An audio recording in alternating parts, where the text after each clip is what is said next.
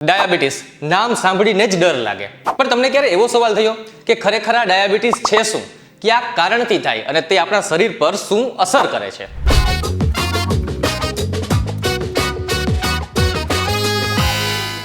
તમે પહોંચી ગયા છો VTVGujarati.com પર. શોનું નામ છે થેન્ક્સ સ્ટુડન્ટ અને હું છું ડીકે.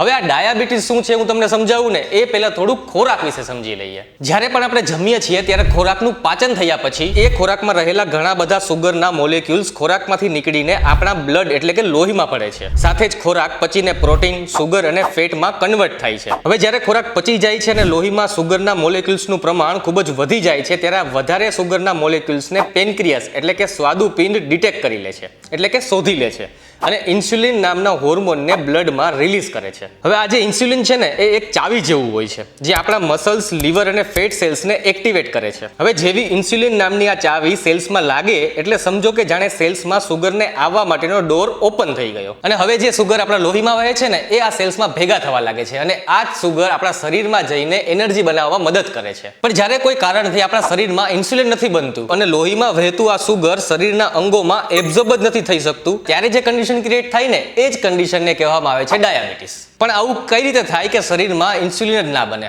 અને જો બ્લડમાં સુગરનું પ્રમાણ વધી જાય તો વારે વારે પેશાબ કેમ લાગે અને શરીર કમજોર કેમ પડી જાય? તો સાંભળો, આ જે ડાયાબિટીસ છે ને એના બે પ્રકાર છે, ટાઈપ 1 ડાયાબિટીસ અને ટાઈપ 2 ડાયાબિટીસ. હવે આ જે ટાઈપ 1 ડાયાબિટીસ છે ને એમાં કેવું થાય કે આપણું સ્વાદુપિંડ હોય ને એટલે કે પેનક્રિયાસ કે જેમાં બીટા સેલ્સ રહેલા હોય કે જે ઇન્સ્યુલિન બનાવતા હોય એને આપણા જ શરીરની ઇમ્યુન સિસ્ટમ ભૂલથી કિલ કરવા લાગે છે અને જ્યારે પણ કોઈ વ્યક્તિના શરીરમાં આવું થાય ને ત્યારે તેને ટાઈપ 1 ડાયાબિટીસ થાય છે. આ જે ટાઈપ 1 ડાયાબિટીસ છે ને એ મોટા ભાગે બાળકોમાં અને નાની ઉંમરના લોકોમાં જોવા મળે છે. ટાઈપ 1 ડાયાબિટીસમાં બીટા સેલ્સને જ્યારે ખુદ ઇમ્યુન સિસ્ટમ જ કિલ કરી દે ને ત્યારે શરીરમાં ઇન્સ્યુલિન જ બની શકતું નથી, જેથી સુગરના મોલેક્યુલ્સ લોહીમાંથી લીવર, મસલ્સ અને ફેટ સેલ્સમાં જઈ જ શકતા નથી અને શરીરમાં એનર્જીની કમી થવા લાગે છે. જે પણ લોકોને ટાઈપ 1 ડાયાબિટીસ હોય છે ને એ લોકોને પોતાનું ગ્લુકોઝ કંટ્રોલમાં રાખવા માટે રોજ ઇન્સ્યુલિનના ઇન્જેક્શન લેવા પડે છે. પણ જો કે બીજી બાજુ જોઈએ ને તો જે પણ લોકોને ડાયાબિટીસ છે એમાંથી 90% લોકોને ટાઈપ 2 ડાયાબિટીસ હોય છે. હવે ટાઈપ 2 ડાયાબિટીસમાં કેવું હોય કે જે પેનક્રિયાસ હોય ને એ ઇન્સ્યુલિન તો બનાવે છે પણ મસલ્સ, ફેટ સેલ્સ અને લીવર પર જે રિસેપ્ટર હોય છે ને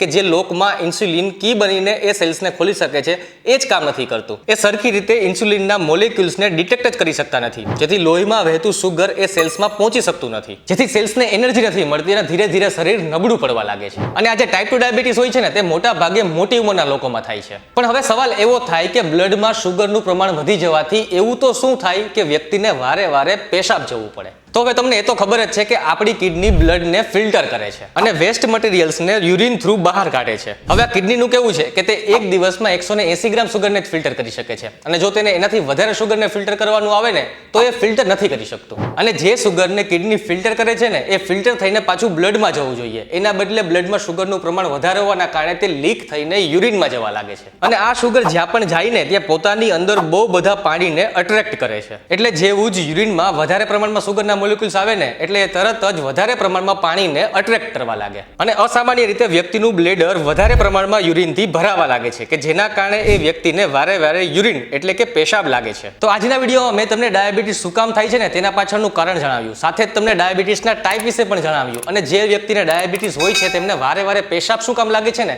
એના પાછળનું કારણ પણ જણાવ્યું. જો તમને આજના વિડીયોની ઇન્ફોર્મેશન ગમી હોય તો કમેન્ટમાં થેન્ક્સ ટુ જરૂરથી લખી દેજો અને આવા જ ડેલી લાઈફના ક્વેશ્ચન સિમ્પલ લેંગ્વેજમાં સમજવા માટે જોતા રહો thanks to only on VTVGujarati.com.